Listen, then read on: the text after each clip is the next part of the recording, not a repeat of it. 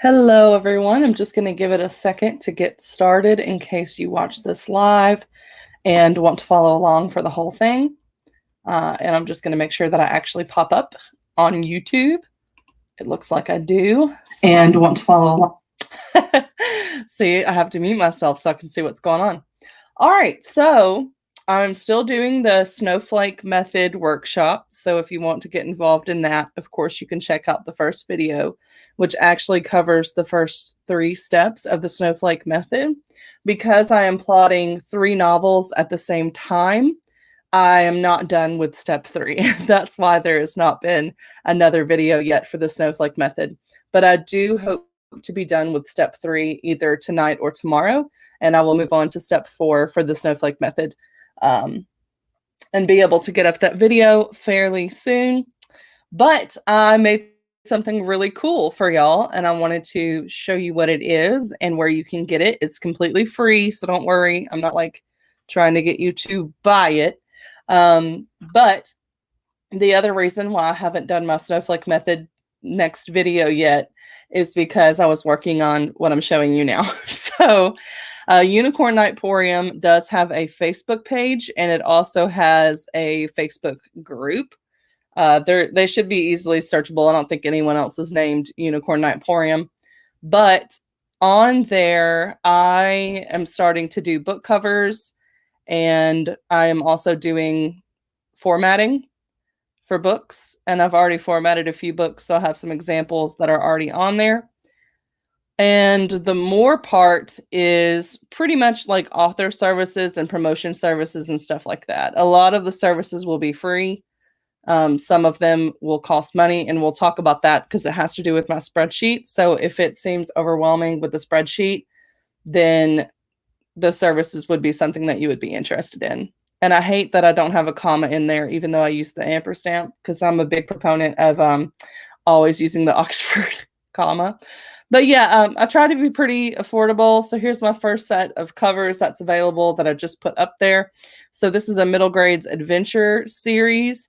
So there's 3 books in it, and you can get all 3 of the ebook covers for a total of $90. Or you could get the ebook and print version of the covers for $200. And the really cool thing is that there's actually an opportunity for these to become bookmarks. So if you are a middle grades author, you know one of the biggest marketing things that you have is actually going to schools. So having something free that you can give to the kids who come up to your table or ask you questions is like bookmarks. What I do is for the series, I do the big thing where you can see kind of how I would plan for them to go out, and the order I think looks best based off of the covers. And you can even keep the titles if you like them, because I try to kind of keep them consistent in a way that you would do for books. And then, of course, in the comment section, I leave the full cover so that you could view that if you wanted to see them bigger. And for some reason, it's not letting me go to the next one. So that's one of the covers. And then here's another cover. And the last cover is here. So I did all of this yesterday. I did the covers. I actually pulled an all-nighter on accident because I'd had a monster and was just having trouble sleeping. So I made like 16 book covers, and I created the website the following morning and all that. I also do book formatting. So the thing is, whenever you go and you can format books yourself, yes, you can do that for free. That's how I started out. I started out doing book formatting for myself, and I just used like the Kindle programs and stuff like that. But whenever it comes to the print editions, I was never happy with the formatting because there's a lot of things you just cannot do on your own.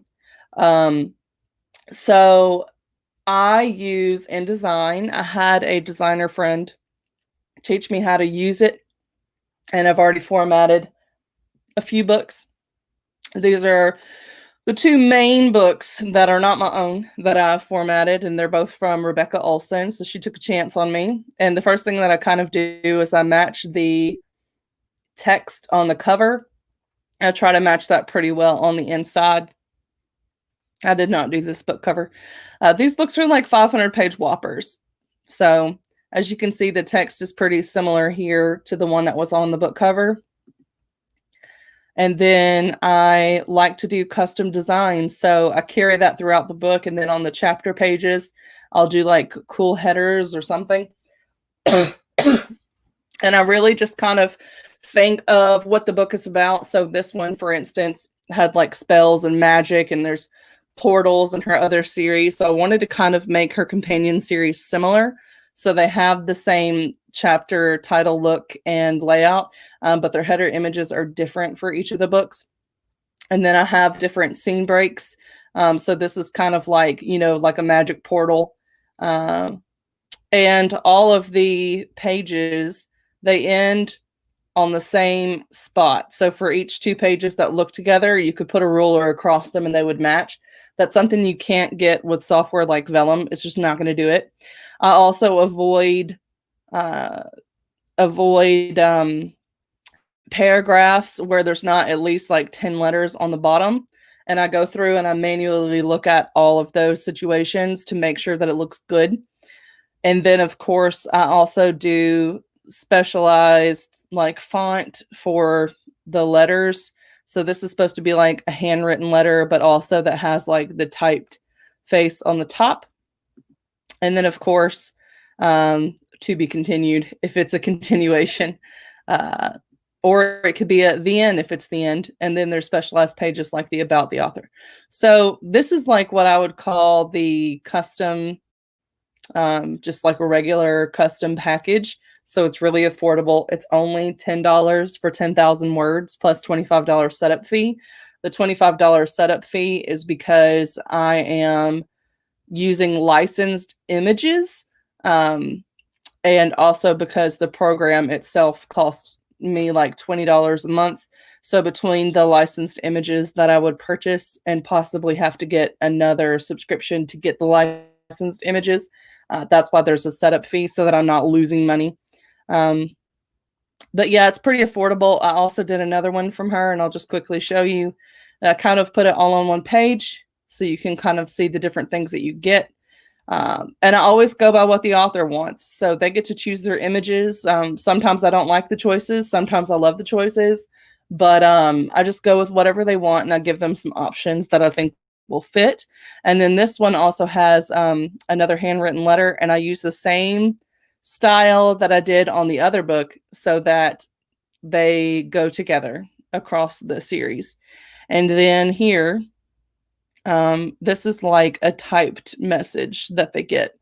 So that's kind of all I wanted to show you there. But yeah, so I'm doing book covers, I'm doing formatting, and I'm doing author services. So now I'm going to get into the free thing that I'm going to be giving y'all. So hopefully I haven't talked too long. 8 minutes, not too bad. I'm going to show you what I made today that's free, that all of y'all can use. So it's going to be really easy. So basically, there is a link in the bottom here in the description. It says, hey, everyone, I made a cool spreadsheet you might enjoy. Sign up for free access here. All you do is just click on that, and then you'll just enter your email. And what I'm going to do is as soon as you enter your email and you click submit, you are automatically going to be redirected to the thing that I'm going to be showing you. So there's no having to wait a day for it to come in, none of that. You're going to get it instantly. I'm popping up a share screen so you can see what I'm showing you. So basically, I have this file set up to where when you go to it, you'll be able to view it and you'll be able to make a copy for yourself. So that's what you need to do. So you just click on it and go to make a copy, which I don't need to make a copy because I already got one. But you'd go to make a copy and you just open it up. And it might load a little funky. So you just go to the open with button on the top and go to Google Sheets. Google Drive is free. So if you have internet and you have a Google email address, you have Google Drive. So I figured this is the easiest way to share it. So Production schedules. As someone who has OCD and whose OCD manifest in planning, it can be very frustrating for me, but I came up with this resource. So now I'm going to start using it and hopefully it'll work out pretty well. So there's two different parts to this spreadsheet. So the first part is the project master sheet. So pretty much everything that you'll need to do to promote your book or to publish your book is going to be here. There's a lot of extra stuff you might never do. You might never want to have a book trailer. That's fine. So it's kind of like a check sheet in a way. And you can also use Google Drive for storing some stuff. So I'll go over what all is on there in a second, but I'm just kind of showing you the setup for now. So all those things go into you publishing. And that's going to help you account for time when we get into the yearly part of the spreadsheet. I'm hoping that this is not taking forever to load on YouTube. It looked like there was a delay. Y'all are still seeing the screen you shouldn't be seeing. So I'm going to make sure. I think because I opened it and it's in a new tab. So I'm glad I looked at that. So I'm going to share screen again so you can actually see what I'm looking at. I apologize. Let me see here. Okay. It should catch up. So yeah, you got your project master sheet, and then on the bottom, you can always add tabs. So if you're not very familiar with Excel, you just go over here. There's a little plus sign. So you would just click that plus sign in order to add more tabs. Tabs are these things that you see on the bottom. I've already started you out with 3 project tabs. The master, you don't want to write anything on here. This is so that you can highlight the column by clicking on the top part of it.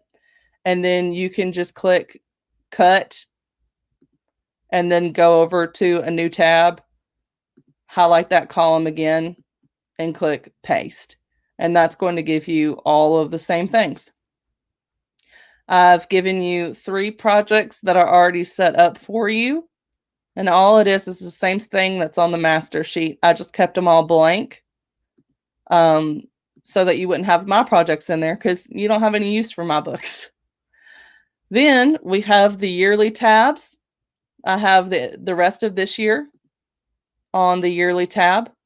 So this is the 4th quarter of the year, which we're about to be entering. I like to start my weeks with Mondays. So I have it starting with the 28th of September is going to be the beginning of the quarter. If you would rather have your weeks start with Sunday, you can easily do that. All you have to do is come up here and change the date. So that date would be the 27th. And I have a formula in here. So you'll see once I put it in there and I click enter, all the following dates will change as well. You'll need to remember to do that on the other years if you would like for your weeks to start on Sundays, but I don't. So I'm going back to get mine to start on Mondays. So on here, you have your quarters, which will each be on a different color. And then you have the weeks of the year. That's what these little numbers are down here, which will be very, very useful, more so than just the dates later when I explain how to use this. Then on the side, you're going to have your projects, and you could have as many projects as you want going down here. And then you have your stages of your projects. So for me, I just put plotting. That's like your outlining. That's what plot means. It's just outline or write down your ideas. Draft. For me, I'm trying to now just kind of do all of my drafting at once. So I might have 4 drafts, but they're all happening simultaneously. So you can obviously add in as many stages as you want here. This is just the bare minimum that you kind of need. My revision is where I just read through the book once I've tweaked it as much as I can individually with chapters and kind of get the full picture of the book and make any last minute changes like proofreading. Then I send it off to my editor, which you don't see on here because I'll show you. And then the last stage is the final draft, which is where I take the editor's feedback and I apply it to my draft. But yeah, you can add as many stages as you want. I have some freeze frame action going on here. So when I scroll down, if my projects are way down the list, I will still be able to see everything. And then, of course, on the top part with the dates, it is also locked and scrollable. So everything's super easy to see. For 2021, here you go. You got Q1, Q2. You can change these colors to make it however you would like for it to be. Q3 and Q4. I just started off each year with the first Monday of that year. So 2021 starts on the 4th. 2022 is going to start on the 3rd. 2023 starts on the 2nd. 2024 on the 1st. And then 2025 starts on the 6th, which I know seems a little weird because that's like the end of a 7-day period, but that's just how it works out. I don't like right now how this line goes over there. I want to see all my words. So if you ever want to have more room on anything, you just go up to the thing like how I'm showing you right here, and you just double click and it's going to make it match the size. It's going to match it so that it looks great. Everything's all clean. So hopefully everything looks pretty easy right now, but you might not really understand exactly what's going on here. So I'm going to be explaining that. I'm going to look at this one just because I like that it has the whole year on there. If you have any comments or want to say hi, please drop those into the comment section. I'd love to know you're here and if it seems to be useful. All right. So when we look back, you go to your like project 1. We'll start there. So I haven't put it in yet, but I know it's long. All right. So you're going to start with your details, and I'm going to walk you through this with the information that I already have and kind of show you how it's going to work. So details, first thing you're going to put in is the title of your book. So my next book that's going to be coming out is Unchain My Mind. Then you get the series title, which I'm just going to use the shortened series title, which is Maryville High. And then the keywords. These are the things you put on Amazon. So on Amazon, you can have 7 keywords. So if I was going to do this, I could use one-word keywords or I could use phrases. So for this one, let's just say, I'm just making stuff up just so you can see how this works. I'm going to come up with way better keywords. But young adult romance could be one. Europe vacation could be one. Summer camp.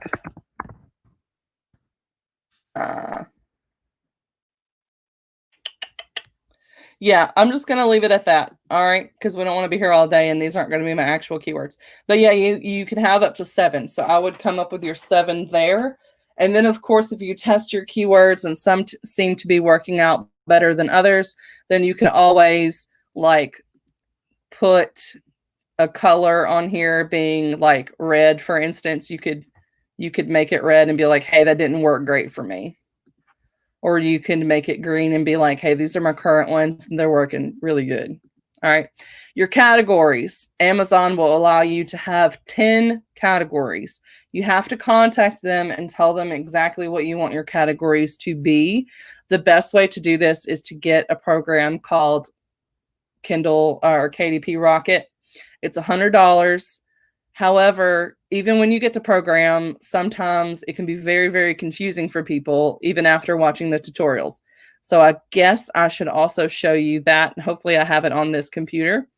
So I'm going to pop it up and let you see what it looks like, because this is a service that I offer. So if it seems very overwhelming, You just be like, hey, I need your help with these categories.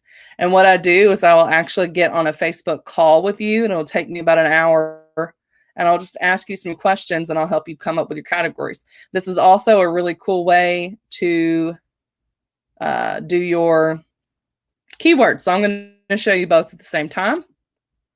So first I've got to stop the screen share and share my whole screen so you can see what's going on. So we're going to do it to entire screen, and that should make things easier. All right.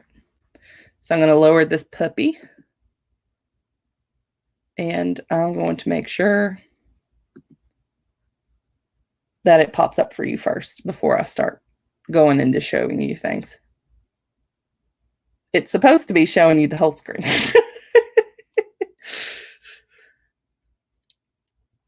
It doesn't look like it is, so I'm going to look at that again. Why is it not working? Oh, it didn't do anything. Okay, let's see. I want it to share everything. Chrome has lost permission to capture your screen. What? Excuse you.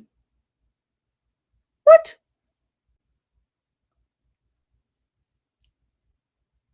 Oh no, maybe it has to do with the program. All right, I'm going to try one more way. I don't know if this is going to work.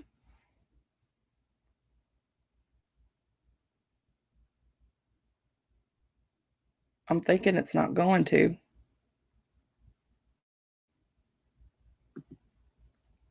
All right.